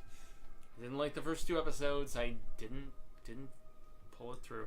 Anyways, so as far what was you didn't like Multiverse of Madness? You know, I didn't like the Guardians Christmas special as much as I wanted to, Nero. So I didn't don't love it. worry about I mean, that. it felt dirty. Yeah, Multiverse of Madness. I actually didn't really like Multiverse of Madness either, Wences, if that's what Fuego's going to say. Because, yeah, I wasn't a big fan of it. It was okay, but it was just not great. Once again, it was so pointless because we moments. already addressed all these issues with Wanda and WandaVision. Yeah. And then they just, like, ignored all of the development in WandaVision just to do Multiverse of Madness, and it was really fucking stupid. Well, and then also for them to say in trade reports that she may come back anyway. So, you know, where's the relevance? Relevance. Yeah, exactly. House of Fury. I gotta be careful how I pronounce that. I know. I read it earlier. I'm like, oh no, that's not how. Like, Yeah, oh, you're God. like tread House of cautious, the like Fury! tread That's what I'm like. cautious. Oh God. $5 super chat. So I'm a wrestling fan. I wanted to know your opinions on a video shot from Impact Wrestling called "End of Eric Young" video and get your opinions. I mean, I understand the curiosity, House, but we have no context for what this would be, so I don't. I mean, plus it's not really in the horror vein that we try to keep things in, let alone on topic for what we're talking about. Yeah, one of the toughest things is that let me look it up and see how long it is and see. But. Yeah, I was very into, you know, like underground wrestling when it was initially happening, like ECW when they were like, you know, doing their events in Philly all the damn time before they got sucked up and you know, bought by Vinnie Mac. But yeah, I mean, it's a 5-minute video. Yeah. But I'm not. I mean, again, we have no context for it. We're not Impact Wrestling fans, so it doesn't really. Yeah. I mean, we'd just be sitting here staring at the screen. Honestly, that'd be a good question for probably Jay Bond, though. Yeah, Jay Bond amen. would enjoy He's that. the one who keeps Jay telling Bond. me that I need to watch AEW, dude, and that I would like be reliving so much of my childhood if I was watching AEW. But I mean, I do appreciate the super chat, House. Don't get me wrong, but amen. I just don't. Yeah, I don't think we would get much out of it. But you know, maybe I'll add it to my watch later, and if I'm wrong, I'll check it out later. If I'm wrong, then I'll make sure we react to it the next time we do a live. Hopefully that's okay. Du hast, says Wayne says. Fair enough. What do you hate? Marvel is just Disney now. I mean, yes and no. I mean, they're still doing Marvel, but Marvel was Disney during Endgame too, I was wasn't it? about to say they're saying now. I mean, like now. Marvel's been Disney As for a in, while. like 15 years. They Yeah. pussified everything. Yeah. Yeah. I mean, I mean, Marvel's been often- Disney the entire time. Like, Yeah. I don't know what you're talking about. Truth be told, For the whole MCU, anyway. Yeah, ever since Iron Man, they've been Disney guys. Yeah. I'm like, what sort of misrepresentation are you Now that thinking? it's on Disney Plus, you think suddenly they're going to Yeah. make it more Disney? No, it's Yeah. been Disney the whole time. Yeah, the one thing that I will say is that in correspondence with the Blade movie, He didn't that gives like me Moon hope, Knight shave his head. is that pretty funny. the person, Jan Demange, who has come on board to direct. They killed a wrestler character off TV. Okay. All right. Fair enough. Well, it's still storytelling. Yeah, I mean, still like, storytelling. Well, I mean, provided. It's not like an Owen Hart sort of Right, situation I where don't it's like a think so. live thing Yeah. and you fall and break your neck and Right. yeah. But yeah, Jan Demange actually directed the new version, well, the first premiere of Lovecraft Country. So that Okay. gives me some interesting as far as like genre I work love goes. that Yep. show. Fair So enough. I had to do a little bit of like scrubbing and work to check that out, but yeah, I mean, I just want to see a new Blade, and I think Mahershala is great casting. I hope he Fair enough. bulks up a little bit more. I don't want him like a super like twig blade. Yeah. Yeah, you should check out a little of Bray Wyatt, the wrestler, because he's been doing horror things. Yeah, I know. They It's have, like, just a it's a metal lot. guy who It's a did lot his to buy theme song, into like a just metal for. band I or mean, we something. have a lot to cover, Wences. You understand. We have a lot to keep up on as is. Plus, when I'm trying to focus on Dylan's New Nightmare still. Yeah, so. I know Bray Wyatt did like some feuds with the Undertaker in the last few years, and so Well, and that's he's got a mask that's not far off of the black foam mask now. Oh, that's right, because Savini like, did it, made yeah, the mask exactly. for him. Yeah. I can't see the original Blade trilogy being topped. I can. The third one sucked. Yeah, the Yeah, third I was one about to did. say the one with Triple H and fucking Yeah. Girl from Seventh Heaven. Like, Yeah, ugh. that sucked shit. Third movie was Parker Posey. The horrible. first two movies were good, but the I third love movie was Parker trash. Posey, but not in that role. God, my- All right, so Cecil, my grandfather liked wrestling in the 50s. Yeah, I mean, I liked wrestling in the 90s or 60s. I don't have my glasses on. I watched the WCW era with the NWO and the Wolfpack. That was my like 3 years of wrestling. yeah, The I was, Attitude Attitude Era. Attitude Era, dude. Oh, You got Razor yeah. Ramon. Yeah, like, Vince all that- Russo oh, doing man. that shit, man. Vince Russo Fucking and Mankind. yeah, Buried Alive Gangrel. He wasn't all that matches, good, and- but you know, he was still from the same time. Yeah, but they ended up forging all those factions together, Yeah. and you had the Brood, and you Yeah. had good shit. Yeah, sounds Hitman Hart. just Yeah. stupid. No, I'm just kidding. You're stupid. All right, so next story is in the tradition of Winnie the Pooh and the Grinch. Now we are getting Yeah. Bambi the The Reckoning, Reckoning. Okay, a horror so- film officially in the works. Can't wait. Okay, so Cecil, this is it's all public domain, which is why people can do Yeah. this Yeah. weird shit. Right? They're doing it because they fucking can. Yep, basically.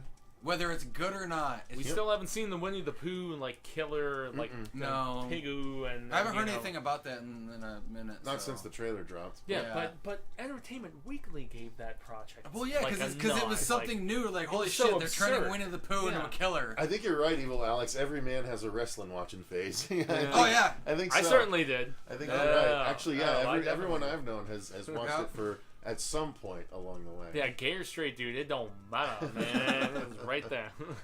I thought the third Blade wasn't too bad, but it was a cool take on Dracula. Agree to disagree, but fair enough, Norn. Fair enough, Norn. If you like it, you like it. Yeah. We're not going to begrudge anyone their appreciation. Well, as I said on Hail earlier, art is subjective, and I was corrected. No, art is not subjective. Art is only great when it's great. And I was like, all right, man. Yes, kill the hunter. Give Disney children their redemption. Yeah, well, but that's the thing. Like, what's Bambi gonna do? Because Bambi doesn't have antlers to gore people with. It's Bambi starring The Rock. Oh, Yeah. Jesus. Okay. The SNL skit. It's Yeah, like nothing like referencing a fucking 15-year-old SNL sketch. Yeah. Good job. That one was still funny. I don't give a shit who you are.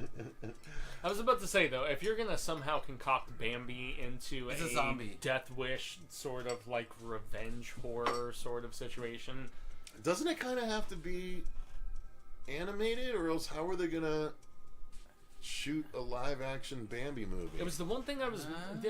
Like CG Bambi the whole yeah, time? yeah, good pull, because I mean, unlike so many other Disney things where they were reappropriating, like Pinocchio, Little Mermaid, whatever else, was Bambi based on like a prior story? I don't know if it I have was. no idea. Honestly, See, yeah, though, zombie Bambi.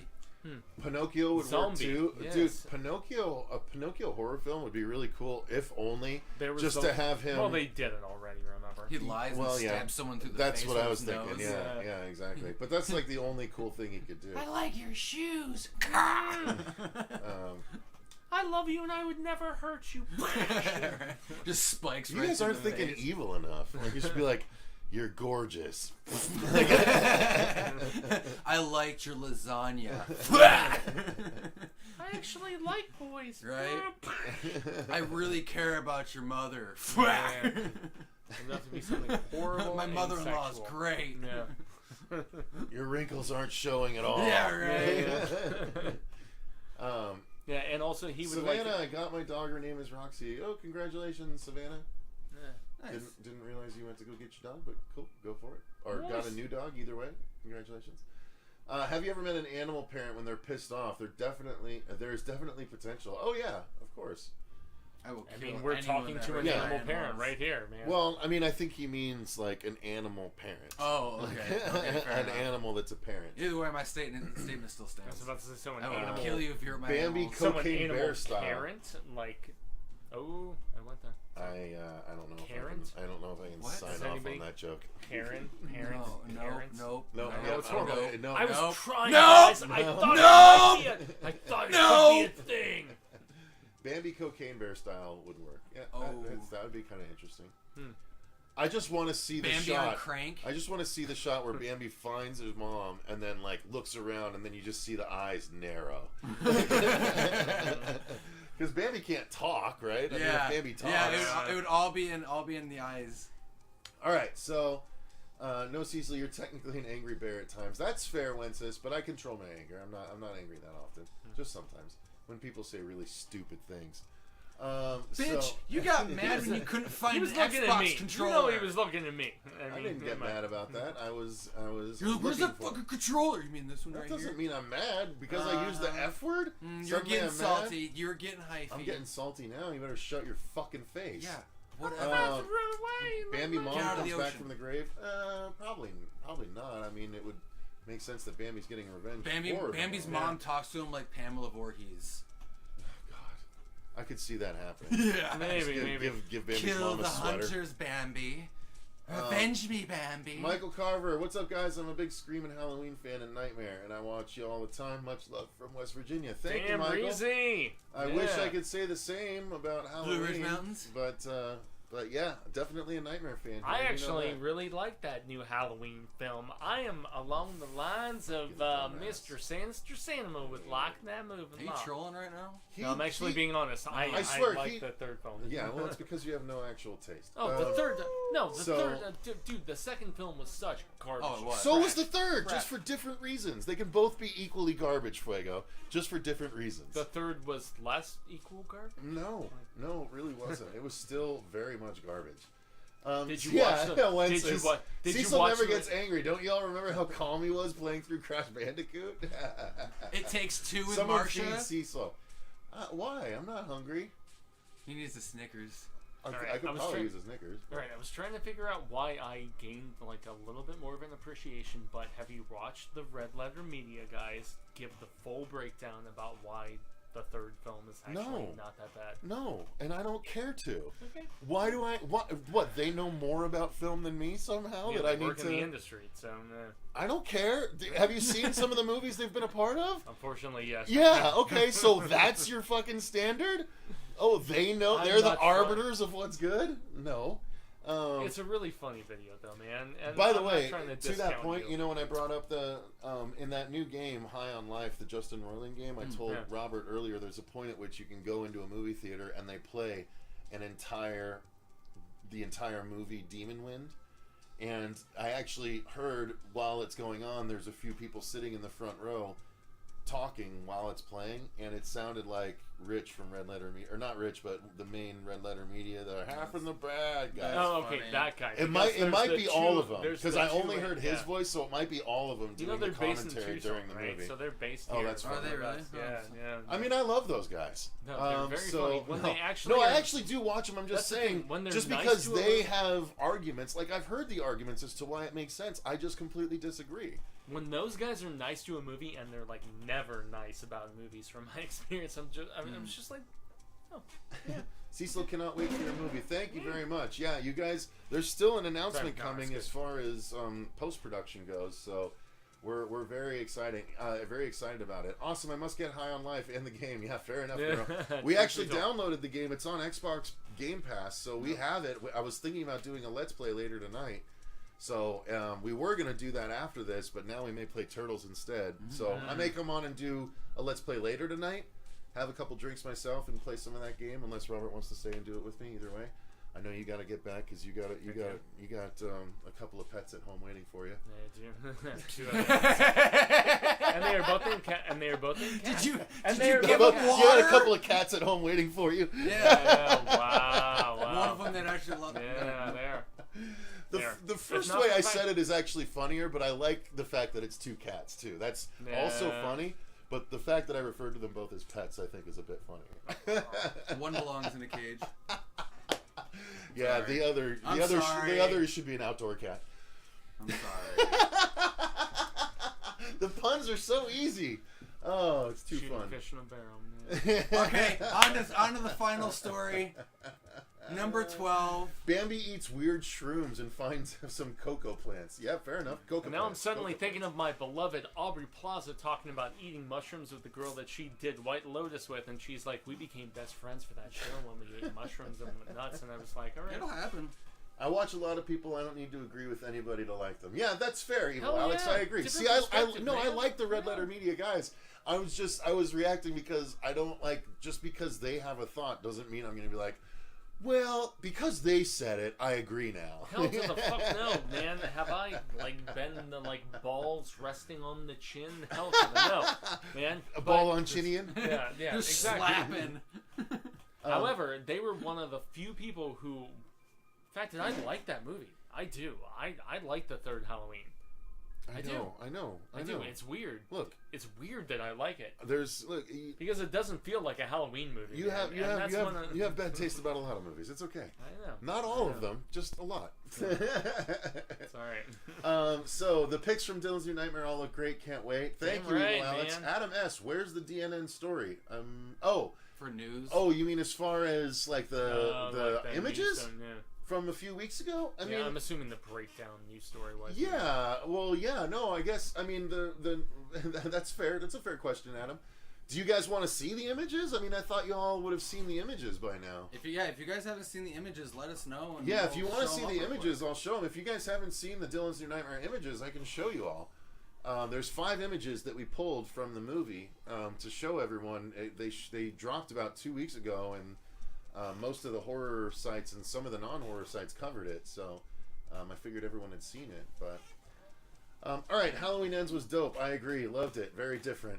Fair enough, Adam. I mean, look, there's everyone. Film is subjective, so there's gonna be people that like it. I just found way too many shortcomings, way too many ways to tear the movie apart in my own mind. Oh, Like, there's lots of instances where you can. it's absolutely not what they promised by any And stretch that of was- the imagination. Yeah, and that was one of the biggest bullshit. And fucking that movies makes for a from bad me. movie for me. That in and of itself. No, I would say that makes for bad marketing. Seen And them that- many times, but totally worth showing for those who have not. Yeah, I don't know if anyone hasn't seen them though. So, I mean, I guess I can show them real quick. If everyone's curious, I'll go ahead and show. Yeah, Or if I some don't know. people are even curious. Hey guys, real quick, while we're in this little intermission, while he's looking for the photos, Yeah. hit that like button if you guys haven't. Share the stream while we're still going. Much appreciated. Oh yeah.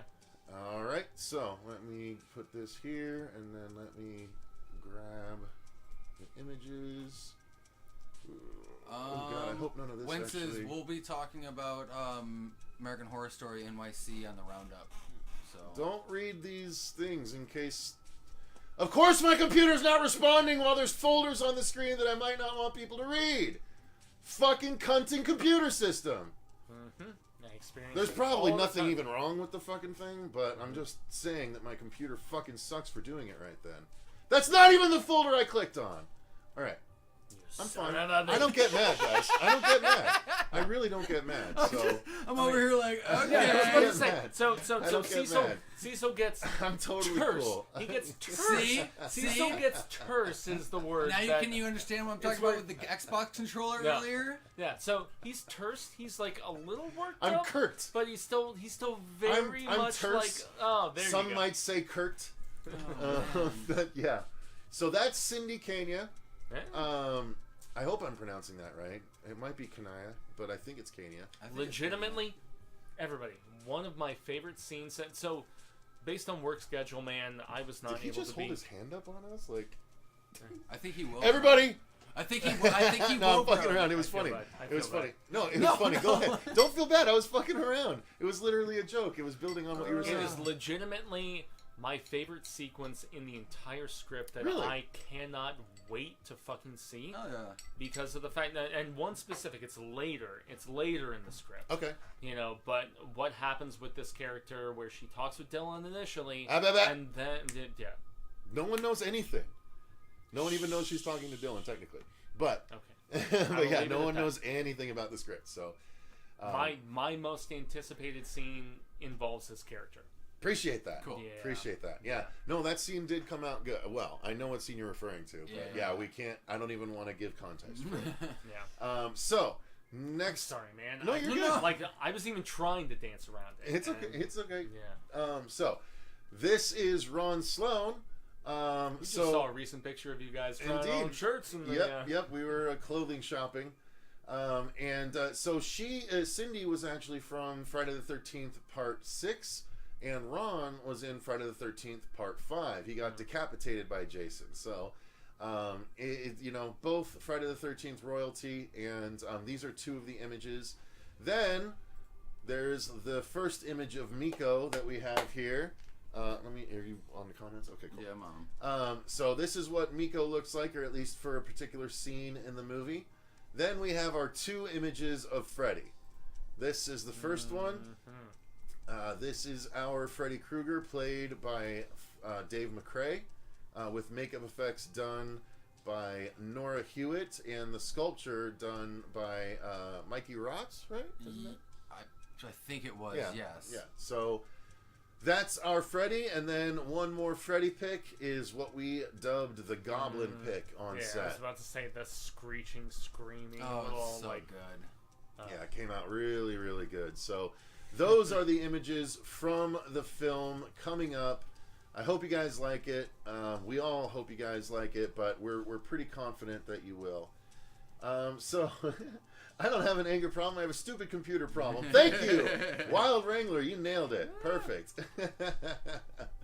All right. Favorite Tommy Jarvis? I gotta go with Tom Matthews, just because I have an affinity for what's going on in Never Hike Alone and all that that was good from stuff. 5? Was all that shot in the house or different places? No, there was 4 of those shots were shot in the same place. One of them was not. So yeah. Keep it tight. Let's see.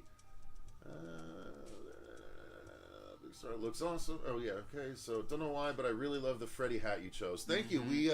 We actually created that. The hat that we got is very. It's not your standard Freddy hat, and when you watch the movie, you'll understand why. But we did that. We weathered it. I say we, but I mean our costumer Courtney. She did the weathering, and then Dave himself did the actual bending of the brim to make it look the way that it does. So, it came out looking really, really good. Dave is looking amazing. Can't wait to hear the voice. Yep. I'm excited for you guys to do that. We're still in the finalization stages of that particular aspect. Lighting, makeup on point. Appreciate it. Excellent. Thank you, Carl O'Connor. Appreciate that as well. So let's move on from Bambi to the last story. And if you guys have other questions, I'm happy to answer them. But let's move on here. How and when will we be able to see it? So you'll see the movie on our channel here, the very channel that you're watching right now. So if you're not subscribed yet and you want to watch Dylan's New Nightmare, now would be probably a good time to subscribe. Indeed. So you can make sure and not miss it when we drop it in the summertime of next year. The first full trailer, not the teaser trailer that we shot 3 years ago that has nothing to do with the actual movie, but the actual trailer from the actual movie should be dropping in the March time frame. That's currently what we have planned. So, the final story we're going to discuss today is that there is a Puppet Master the game, and the open beta is scheduled for March 2023. I don't remember seeing any footage of it or anything, Fuego, so what do you know about this? Yeah, unfortunately, the details are relatively scant at this particular point, but as I'm double checking right now, the contribution aspect is still relatively open. The open beta is going to be debuting March 1st, 2023. Biggest thing for me is that this seems very much like rife for a video game because of the fact that you have killer little puppets. Between Torch, between Gunslinger, between Blade, between Jester, between all these different characters that can all kill and maim in various sort of varieties.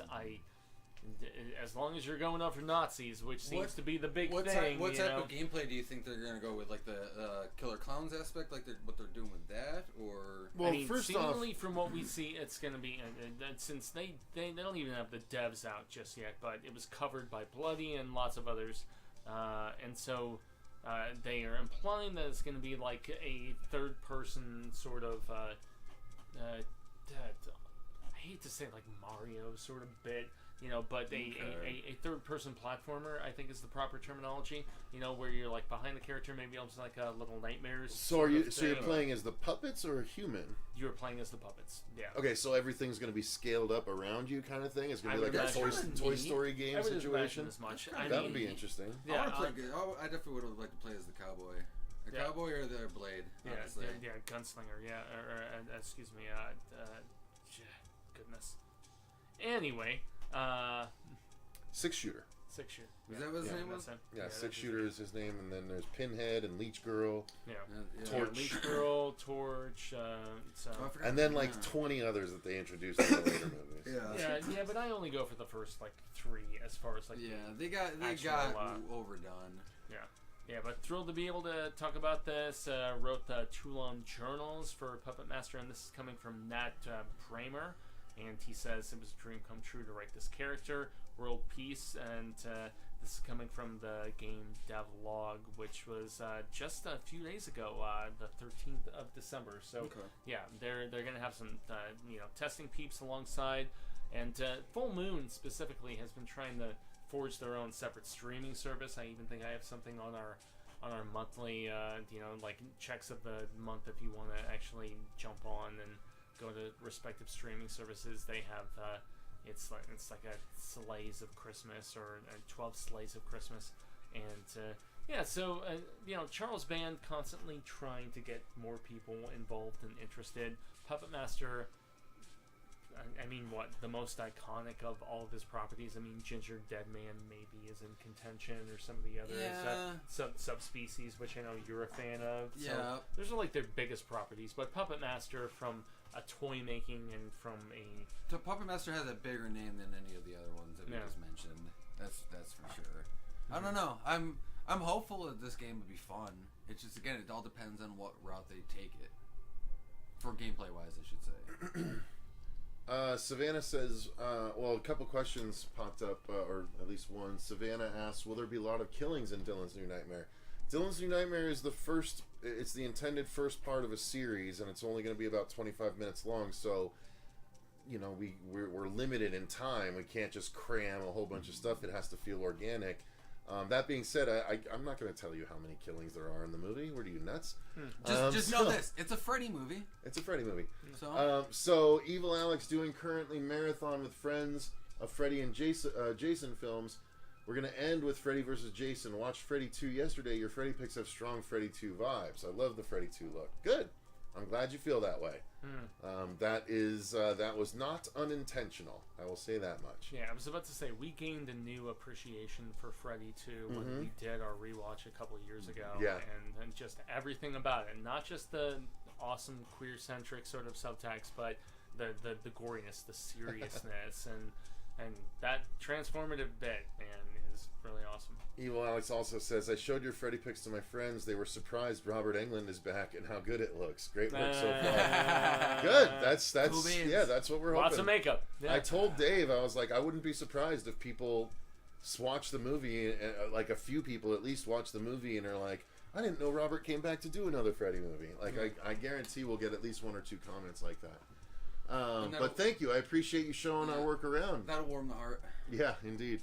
Wayne says, for gameplay, I'm hoping they'll do like Tattletale did a few years back. I don't remember what Tattletale did, but after playing It Takes Two, and the scale, because you play small characters running through an entire house, having seen what they did with that, you could do some really cool stuff with Puppet Master, but it's such a weird thing to choose because there's not whimsical elements that allow for interesting traversal. You just got to literally run and jump and, like you said, platform to get to the places in which you're going to kill people, I guess, before they move or something. Like, I don't know. I'd be very curious to see how they structure the game. Like, I'm reserving judgment until I know what kind of game it's going to be. Yeah, and that's the big thing that they did not actually mention in the article was the fact that they're like, okay, are we going to go back to the original sort of thing where they are bad puppets and they're going around killing and they're or if they're gonna go with what they did with like 3, 4, 5, and 6 and stuff, where okay, it's like bad puppets turn good, which is when they introduced 6-shooter and when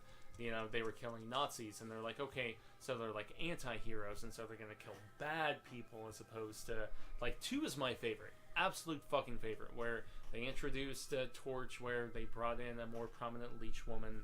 And and an evil Toulon, which is the only movie they had an evil Toulon. I really appreciate that, and some of the best boobs I ever saw as a little boy. Anyway, she was on the VHS talking about it, doing really sweet interviews afterwards. Anyway, yeah, man, Puppet Master 2, so the shit, and it just really, I think for this game is going to depend on how you want the puppets, as Cecil brought up, to be utilized. Are they going to be good or bad or whatever? So, it looks quality, which is Irish for it looks awesome. Thank you, Carl. I appreciate that.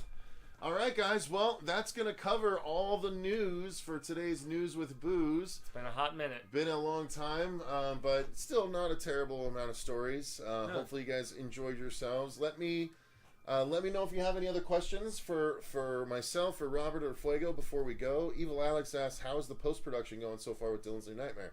Wish you guys the best and no problems with it. Thank you. Well, I mean, right now the assistant editor has it, and they are syncing sound and putting all the footage into proper folders for our actual editor, who I can't reveal yet. We're gonna be making that announcement soon, though. But it's pretty cool. It's a big deal. Yep. We're very excited about it. So, thank you guys very much for your interest. I very much appreciate it. Thank you, Savannah. Appreciate it. Miss you too. I'm glad to see everyone. Glad to see the new people chatting today, or if you've chatted before and I'm just not remembering, I apologize, but I feel like we got a couple of new chatters. Happy holidays to everyone as well. Yes, because we will not be back live before Christmas or any other holiday that you celebrate around the time. So thank you guys very much for watching. We still we'll put up some content still. There's going to be a whole episode where Robert and I react to more Dylan's New Nightmare trailer reactions, so that was pretty fun. We'll put that up soon. But yeah, thank you guys very much for watching.